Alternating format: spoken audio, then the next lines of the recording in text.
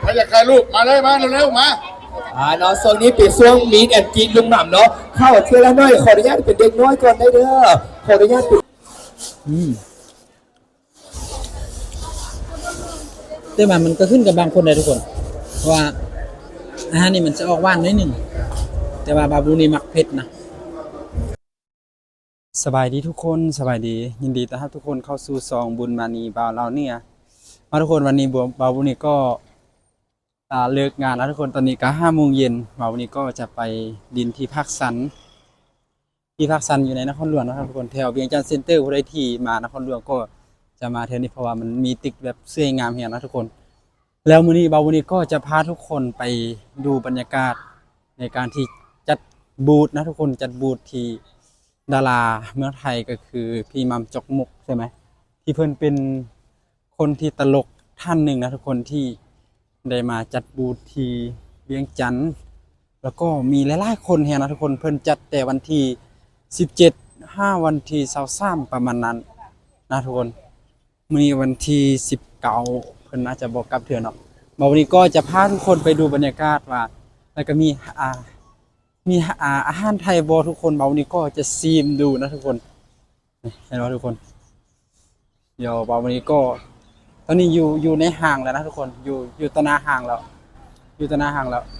หน้าห้างภาคสันเดี๋ยววันนี้ก็ที่เข้าไปดูบรรยากาศนะครับทุกคนเดี๋ยววันนี้ก็แบบนานๆทีนะทุกคนดนที่จะมาภาคสันเพราะว่าบ่ค่อยมีเวลานะทุกคนก็เรียนรถไปมาไกลไปไกลมาตลอดเดี๋ยวเราก็ไปดูบรรยากาศกันนะพอเข้ามาปุ๊บนะทุกคนรถก็จะเต็มเลย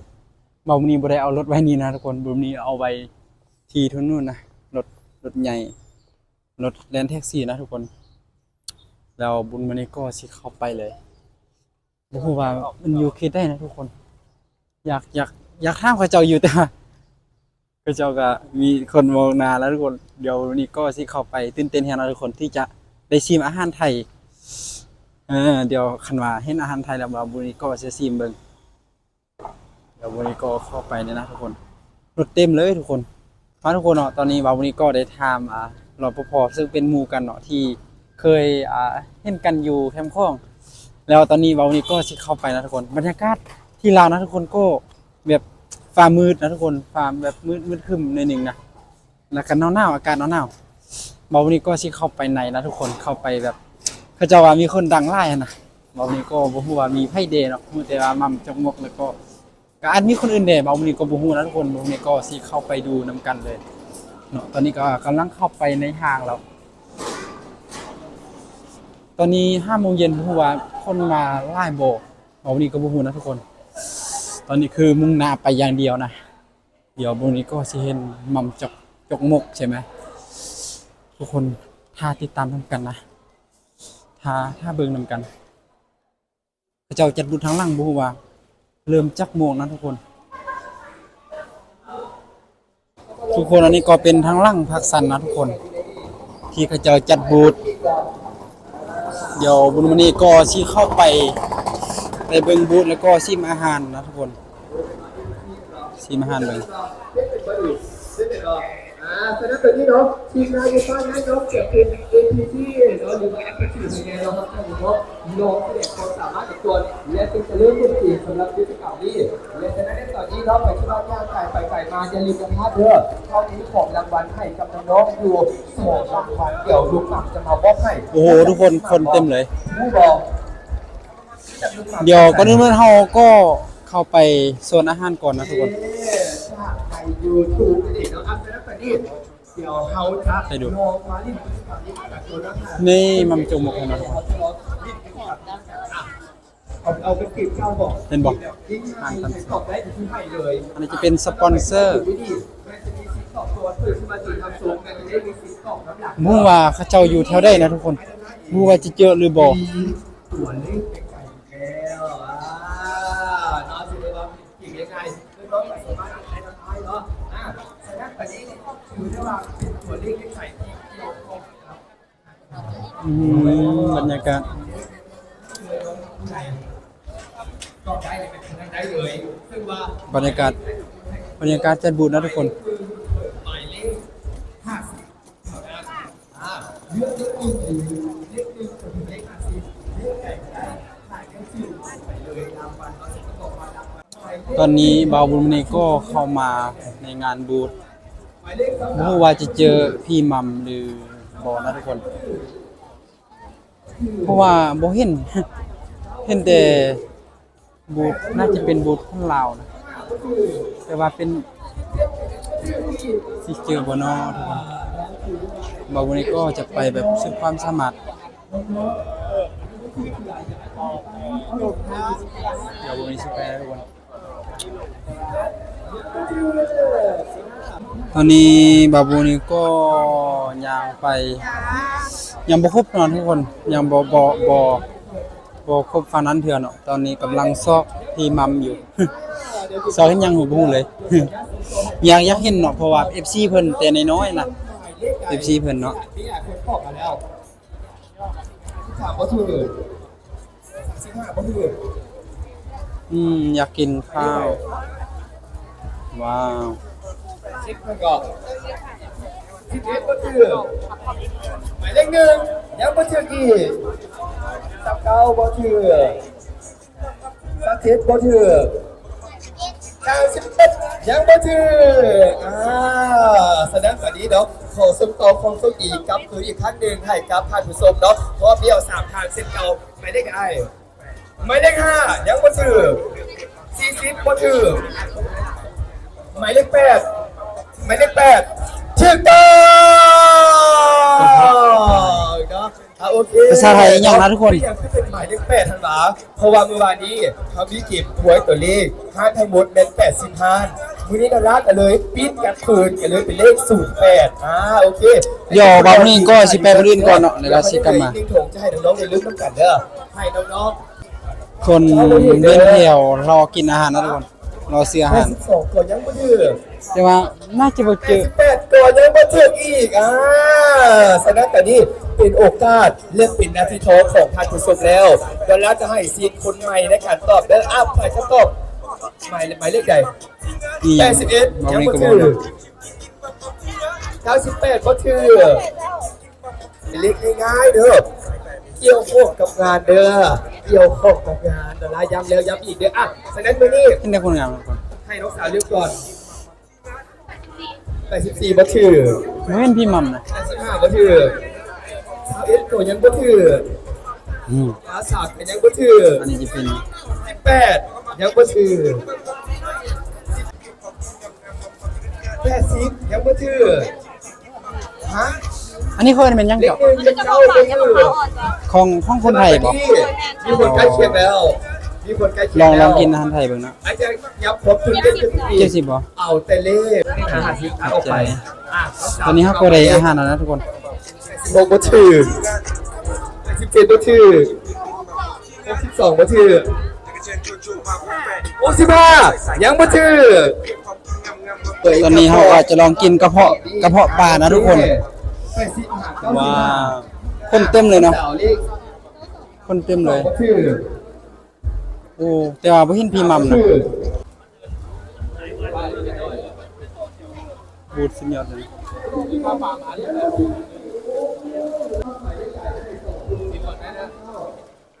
ซิมได้บ่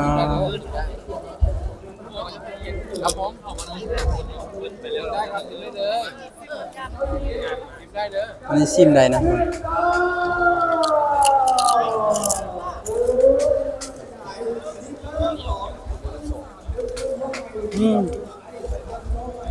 70,000กีบก็ประมาณกี่บาทนะทุกคน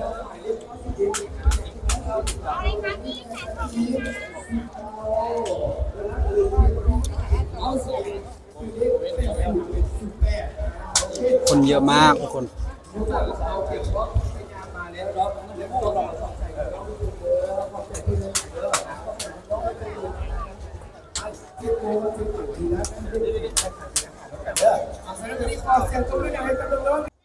ตอนนี้เจอพี่มัมแล้วนะทุกคน คืออย่างนี้ เจอพี่มัมแล้ว ข่าวเจ้าคนได้ถามเจ้าคนได้ถามโอเคดีใจว่าเคยเห็นข่อยวะดีใจ เห็นดิพี่เด้ เห็นบักเท่ง บอกเก่งมาว่าได้แล้วเมียมันแทงมันเป็นติดผู้หญิงชิงรายไม่มีเหรอมึงไปเลยโอเคครับโอเคครับขอบคุณครับขอบคุณครับขอบใจครับขอบใจครับครับไปโดยเข้าใจหลายเนาะใครอยากถ่ายรูปมาเลยมาเร็วๆมาเนาะช่วงนี้เป็นช่วงมีดแอนด์กินลุงหม่ำเนาะเข้าเชื่อแล้วน้อยขออนุญาตเป็นเด็กน้อยก่อนได้เด้อขออนุญาตเป็นเด็กน้อยนะฮะของเขาก่อนเนาะเดี๋ยวลุงหม่ำเป็นสิพันยางดวงงานต่อหรือว่าจะเป็นกลุ่มกับทูตต่างๆเดี๋ยวถ่ายติดตามไปพร้อมกันเด้อแต่ละคนด้วยเนาะตอนนี้นี่เนาะบุญนี้น่าจะบ่ได้เข้าไปเพราะว่าคนไล่เหี้ยมันน่าจะได้เข้าไปเพราะมันอยากอ่านเพื่อนมาครับมาคนถ้าไรหูเตรียมเลยทุกคนน่าจะไม่ได้เข้าไปมานี่มาน้องนี่มา3 คนนี่มาเลยเนาะFC เนาะขอชุราอยากถ่ายรูปกับลุงหม่ำเนาะเดี๋ยวเพื่อนจะให้ถ่ายรูปนำแป๊บนึงเด้อนี่กำลังมาเอานะทุกคนกิจกรรมฉะนั้นใครที่ว่าอยากพบกับกิจกรรมของเพื่อนเนาะสามารถไปพบได้เลยบอกเลยว่ากิจกรรมยูฮันกับนี้หลากหลายได้เพราะว่าจะเป็นกิจกรรมถ่ายรูปมีดแอนด์กีดจับมือกับลุงหม่ำหรือว่าจะเป็นตอนนี้คนเต็มเลยทุกคนเข้าไปบ่ได้มาขอไปยืนนอกนะทุกคนเป็นบ่คนเต็มเลยจังยิบเข้าไปนั่นได้นะทุกคนตอนนี้เข้าไปบ่ได้เลยเข้าไปบ่ได้ตั้งกล้องเรียบร้อยเด้อตั้งกล้องเรียบร้อยแนมกล้องคอยเข่าเจริญคนเด้อน้องบอกอย่างนี้ว่านี่แหละคือสุดตอนนี้บุญนี้ก็อยากถ่ายหุ้นกับเพื่อนนะทุกคนก็เป็นนักแสดงตลกอันดับ1เลยก็มาได้เนาะสำหรับลุงหม่ำของเขาที่หนึ่งในใจของทุกคนเนาะสำหรับเมื่อตอนเวลา 4 โมงแล้วเป็นต้นไปแมนจะพบกับลุงหม่ำมาเล่นกิจกรรมที่บอลนี้เด้อ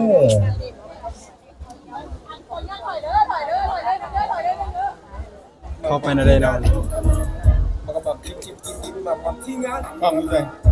เชิญชวนมาพบแปะมากับพวกเขาเลยสายกินสายแบบนี้เลยเพียงของกินงามๆของจะกันงานครับนี่หาภาพเด้อถ้าตั้งแต่ไปพูดผมนั่นไอ้ตรงไอ้ตอนนี้คนเต็มเลยทุกคนไปบ่ได้เลยนี่น้ำมันยังเด็ดจ้ะ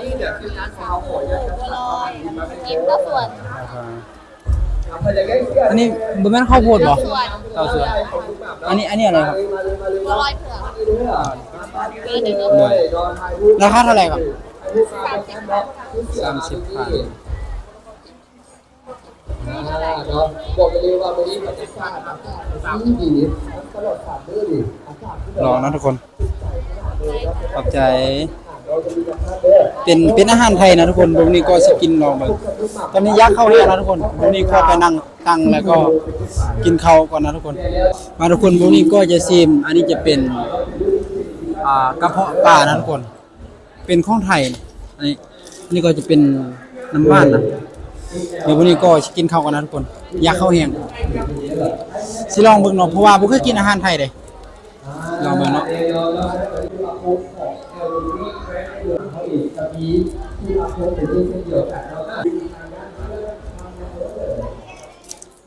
สิลองเบิ่งอาหารไทยเนาะแบบคืออาชีวานเนาะ ปกติบาบูนี่มักเผ็ดนะทุกคนกินแบบเผ็ดๆแล้วก็อาหารเค็มๆนิดนึง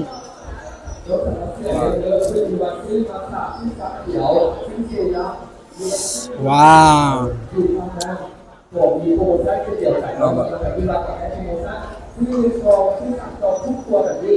อาหารไทยนะทุกคนลองชิมลองกินครั้งแรก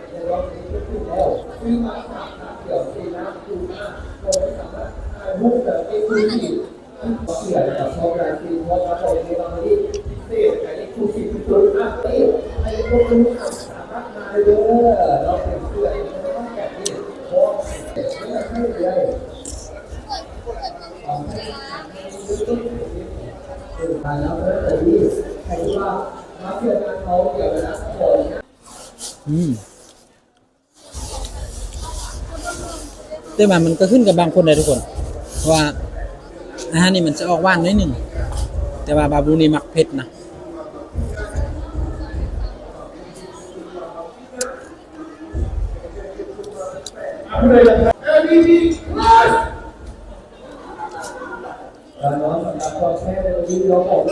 ทุกคนตอนนี้บุญมณีกินอันนี้แล้วกระเพาะปลาแล้วตอนนี้บุญมณีก็สิกินน้ำว่านเบิ่งเลยทุกคน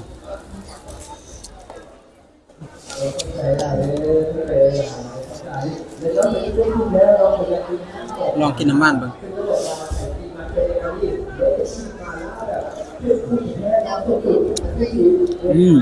บุญนี่เป็นคนที่แบบเรื่องน้ำว่านเนาะมักน้ำว่าน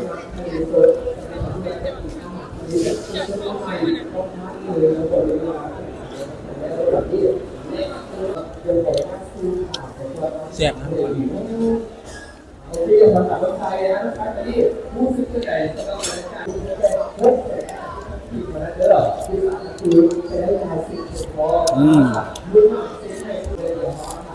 มาทุกคนเดียวพรุ่งนี้ก็สิไปถ่ายน้องมั่มต่อนะทุกคนให้บรรยากาศว่ามีคนเมืองเราไล่สำได้นะทุกคนแล้วก็พรุ่งนี้ก็จะกลับบ้านนะทุกคนขอบคุณทุกคนตอนนี้บุญมณีน่าจะบอกเข้าไปแล้วนะเพราะว่าคนไล่แหงก็เจ้าทายอันลุงมัมนะคนไล่แหงพวกนี้ก็จะกลับก่อนนะทุกคนก็ประมาณนี้นะทุกคนดูบรรยากาศเนาะอยู่ในห้างนี้ก็จะมีแต่แบบว่าคนไทยนะมาขายเครื่องมาว่างขายเครื่องแม้แต่แบบอาหารไทยหมดเลยนะทุกคนส่วนไลน์ก็จะเป็นคนไทยที่มาขายนะทุกคนโอเคทุกคนเนาะผู้ใดที่ติดตามแล้วก็เบิ่งคลิปนี้ก็อย่าลืมกดไลค์กด Subscribe กดกระดิ่งเพื่อเป็นกำลังใจให้บ่าวบุญมีนะครับขอบคุณมากครับบ๊ายบายกลับก่อนนะทุกคนคนเต็มเลยขอกลับก่อนนะทุกคน